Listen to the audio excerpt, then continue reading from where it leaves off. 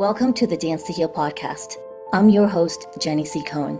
Join me as I share stories of how life is a dance. I'm a cancer survivor, mother of two, and an award-winning performer who found that mind and body connected movement is vital to healing in a way that is safe and tailored to your life. I created Dance to Heal Wellness featuring the Spotlight Confidence Formula and also authored the best-selling award-winning book, Outside In Recovery, Dancing My Way Back to Myself After Breast Cancer. I will bring new ways to help you on your dance journey and healing path. Are you ready to move? Dance to Heal starts now.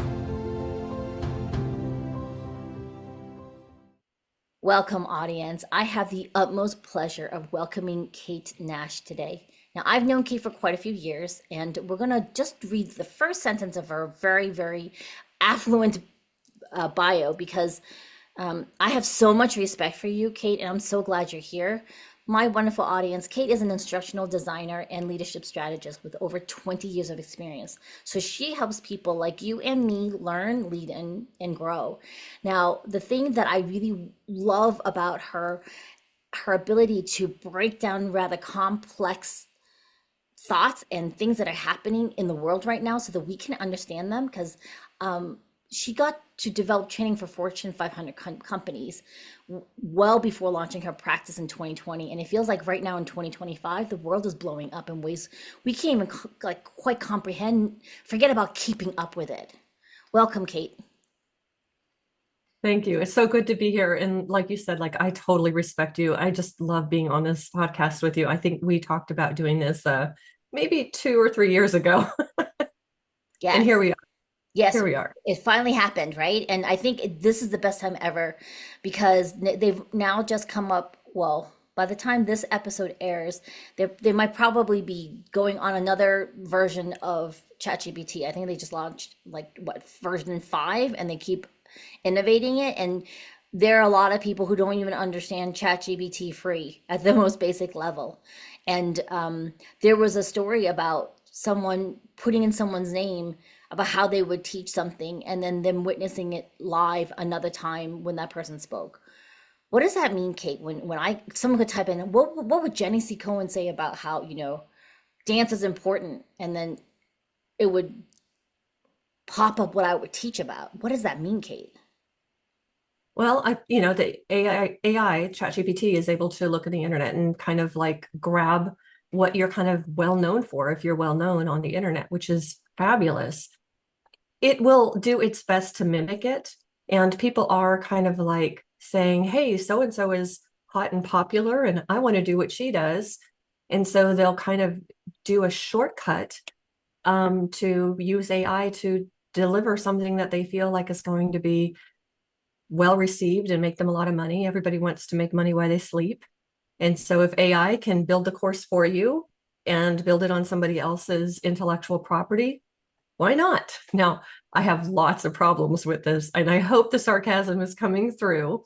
Yes, you can do it. I don't recommend it. Yeah, because I know that there are lawyers mobilizing how to protect some people's rights now on ChatGPT. I have some coaches who are very much realizing that the most pulled from resources are female authors with no credit, at all. There's a lot of because ChatGPT is like a big search engine. It just pulls from whatever is available out there, right? Right. And puts together its best understanding of what prompt you're putting in.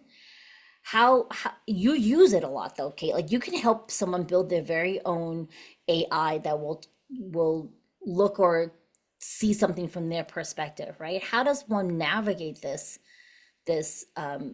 landscape where whatever you put in could end up being someone else's data? Yeah, I think for those people who like to cheat, AI lets you cheat faster. If you like to steal other people's stuff, you can steal it faster. It just makes it really easier.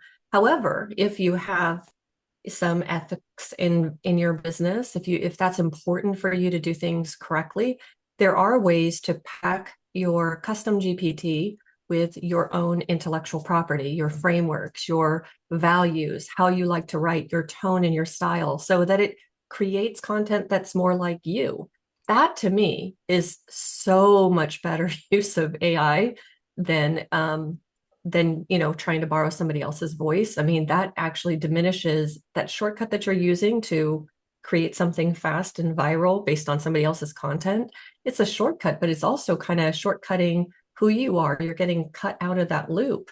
And who you are is really a fabulous part of your business. If you're not putting that in the mix, then first of all, you're being unethical. But secondly, you're not actually standing on what makes you unique and what's amazing. Because for whatever content you're trying to create from your AI sessions, that's content that ultimately should link back to you. And so if that content looks and sounds like somebody else, but brings them to you, that's kind of a mismatch. But if your content and everything is based on your frameworks, your values, your voice, your experiences, then it can link to you, and it feels like it's the next logical step. They read your content, they talk to you, and everything is seamless. Oh, I love that. So, explain a little bit more for people who don't quite understand how to work ChatGPT, what it means when you said you can build someone their own custom GPT. Yeah. Okay. So that's a great question. One of the things I do is I create courses for other people. So I'm constantly getting in their heads, trying to think of like what makes them unique and brilliant. If I have 3 clients, what I create for each one is bespoke to that person. It's like, what is that person's values? What is their voice? Who is the people they're trying to reach? And what makes them special in the way they create it? So I spend a long time, mapping out what a course should look like and what each lesson should look like so that it is just exactly just like them. Which, if you think about it, I'm kind of like before there was AI, there was me, not artificially intelligent, but Kate intelligent. So Intelligent. you could be creating KIs, but I would create content for another person and I would help them see what is really beneficial in what they have to offer. I remember I had one call with one woman and we had a 90-minute call about her expertise, which is, by the way, nothing I knew anything about. And from that, I spent about 6 hours mapping out her course and mapping out like what made her really special about what she did. And she says, I can't believe this. I had a 90-minute call with somebody and it's like they crawled in my brain and wrote a course for me. That's what ChatGPT can do. Like all the different things that I need to know in order to write like somebody else, I can build a custom GPT, which is like a custom instructions on top of ChatGPT is kind of what it's like. And then it creates content for that person so that whatever it is, whatever content they're generating, it feels like it comes from that person.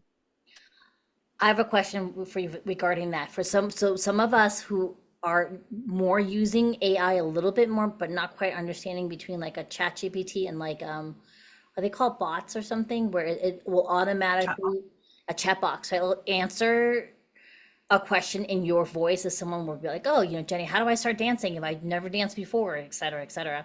Um, I heard from someone that they're trying to what's the word? They're trying to park real estate in those bots. Like if they can get enough people to log on, and I don't think it's their chat, maybe it's their chat, whatever their landscape that they're saving or reserving, then people who have big companies that would want people to access them would then pay them money to expose those audiences to their product. Have you heard anything about that? I have not, but I'm not surprised. Um, I do think that AI could be a great partner for marketing, so that if you have AI recommending a particular person, it could mean like a lot, especially if as people talk to ChatGPT and it feels like it knows your soul. So when it recommends something, you're like, "Ooh, I really need to try that out." So Yeah, I yeah, could see how that could that's work. That's for sure. Kate, I'm part of some memberships where people are trying to get themselves to be the first ones that pop up because you've got people like Gary Vee saying that he doesn't go on Google anymore. He goes into chat to search. Yeah, yeah.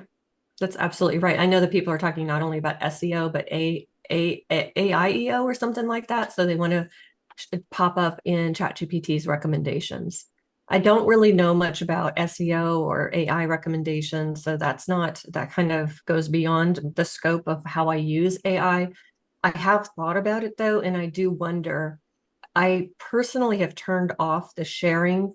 I do not share my content with AI, with ChatGPT, because I don't, a lot of the stuff that I work on is for my clients, and I don't want it to end up into the Ethernet. So if I'm working on somebody's, their intellectual property, I handle it with the utmost care. And so I've turned that share thing off, and it could potentially hurt my being shared on AI because it doesn't have so much content on me, if that makes sense. I don't know if that's Yeah. true. This is just what I wonder. If you're not sharing it with OpenAI, then it may not be able to know enough about you to share it. But again, Oh, I yeah. don't want to share my content with OpenAI. So there's a way. So that's something I should have clarified earlier. Kate, if someone's on ChatGPT and they don't want their intellectual property to go out into the ethers, we can do it, set it where it doesn't share with the Yeah. wide audience, correct? Yeah, there's in the settings where it doesn't share with OpenAI. Now, some people are skeptical about whether or not that is actually works. But honestly, I feel like we share more of our content with, we're scrolling on Facebook, what we stop at, what we comment on, what we say. I think Alexa's listening to me all the time. So Yep. Yep. I don't believe OpenAI is sharing my content or capturing my content, because I have turned that off. So maybe I'm a little trusting, but I kind of believe them when they say that. But I have my data all over the place on other places where you can't help but, you know, click a cookie. I've got cookies everywhere. I know. It's so crazy when I go back on the history and it's kept track of everywhere I've been on my computer. And I don't even remember a third of where I've been, but I can go into my history unless I clear it. And it could trace back to every single day. When I even closed a window, I'm like, whoa, this is nuts what it's keeping track of. Um, so the reason why I was asking about the AI stuff was because um, you know, I've been having an increase of people in my communities that are very faith-based, Kate, Mhm. and it feels almost like when you said it's like you could use it for good or for not so good uses, right? Any type Yeah, of technology any and powerful tool. Yeah, any power, and it's for me, it's been this understanding that if I'm really rooted in my faith of like my own ethics, then I'm really clear about how I want to use it for myself and then how I want like who I want to expose myself to. Does that make sense? It's just been really totally. interesting. Yeah, And I wanted to actually touch on that because you've been really forthright about being a person of faith on all of your social medias. And, yeah. you know, it's like, how does one, if someone who's very faith-based, how do we reconcile this blow up of this AI? Like, how do we, you know what I mean? Because it's like everything's available, but not Yeah. everything's for you. I think there's a couple of questions in there. It's like you said, everything is available, but not everything is for you. I think part of that is like, where are we spending our attention? And so there's, with AI, it's blowing up. There's these tools everywhere, and we can experience FOMO and go, Which of the tools are best? Which am I using the right tool?" Con Currently, I'm using ChatGPT. It's like, you ever get a phone and you've had the phone for like 3 years, and then you find out the phone does something you didn't know it did for the 3 years, and you're like, wow, that's amazing. I've had cars like that. I had my car for 10 years, and I found out after having it for like 5 to 7 years that this button on the side would turn this camera on all the time, so I could like use it as a side mirror. And I was like, wow, that's amazing. So I feel the same with ChatGPT. I have not yet found a limit to ChatGPT. I can do everything that I really want to do with it. And so when I reach a limit or I can't do something with it, then I'll get another tool. One example is with images. I was trying to do a lot of my images with ChatGPT, and it was slow and the images weren't that great. And so I got a subscription with Midjourney. I use a lot of images when it comes to courses, because each lesson has like these thumbnail images that I have to create. And going and searching for images used to be such a chore. Making the images used to be such a chore. So I've learned how to use Midjourney to grab a particular style for my clients' look and feel, and then use that same kind of style for all of their course images so it looks consistent. But it's so much faster with Midjourney than it is with ChatGPT. So there are times when I'll have to go and look at another tool because I've reached the limit of what it can do, but that's my stance on it. So that was the one thing, is about where we put the attention. I think that maybe is the only point, actually. I said two, but I lost the other one. So you just get one. I just get one. Yeah, I love Just it. get one. It was a good one. It was a really good one. I love the fact that you're demystifying it and saying it's really a tool. It's just a tool. It doesn't mean anything more than that. And when you're using it, if you're really grounded in yourself and who you are, you'll know how to use it correctly. I love that because sometimes it feels like it's very intuitive and it can easily lead me down the dark path. It's because it's always suggesting something else. Would you like me to do this and that? And then like I had done a prompt in it and somehow it went from how I should do my LinkedIn profile better to it was putting together an entire um um what is it when you're pitching a podcast, your whole media kit. It was doing a media kit for me, but then it never showed up. It got lost. I was like, I just wasted an hour because chat led me down the path of putting together a media kit, but it really didn't know what it Funny. was doing. Like literally an Yeah. hour later, and then it kept me waiting for 3 days and it never showed up. I was like, okay, that was really interesting. I don't know if this helps, but I like to think about AI as being that really bright, eager intern that you hire, the one that can produce great content for you very quick, but is sometimes eager to do things that maybe that isn't your intention. So you have to kind of like rein in the enthusiasm and say, no, that's not for, we're getting away from what's important right now. Let's come back to what we really are trying to do right now. Yes. Oh, I love that. It's an overeager, talented intern that you have to keep boundaries on all the time. It's true. It's true. Yes. So, audience members, I really highly recommend you contact Kate. There's two ways to find her. You can find her on Facebook under Kathy R. Nash, or you can go directly to email, right? So this is really important to pay attention to this. It's KATE at KATENASH dot CO. That's it. Stop right there.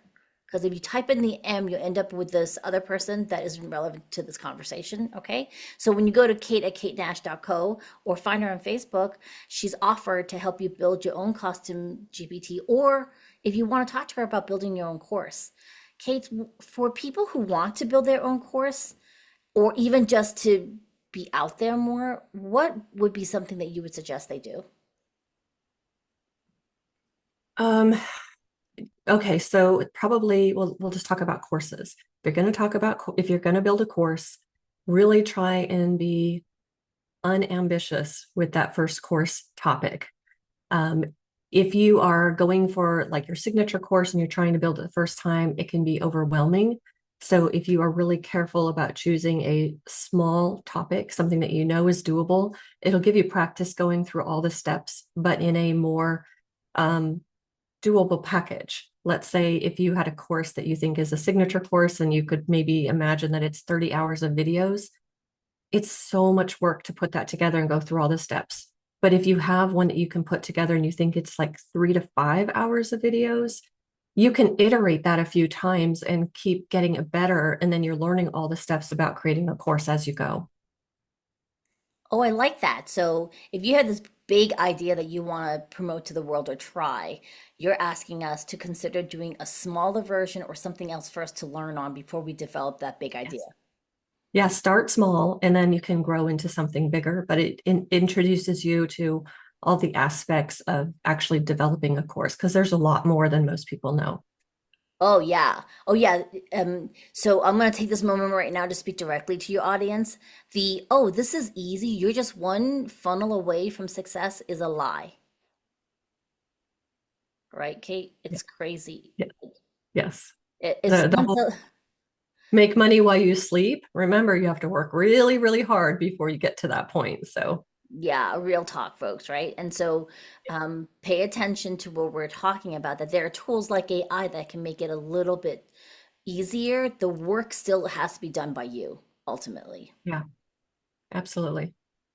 Kate, thank you so much for coming. We're gonna have to have come back because there's a couple more questions I wanted to ask you. And I think the audience is going to be really excited for us to have you come back another time and delve further about what you do for people when they're building a course. Perfect. We'll treat this one like a warm up. Yeah. Thank you so much for coming. Everybody, we'll see you next time. Bye bye. Bye. Thanks for listening to the Dance to Heal podcast with Jenny C. Cohen. Come back next time to hear stories of inspiring triumph and learn more ways that you can heal yourself. To work with me and continue your journey, visit danceandheal.com. Are you ready to move?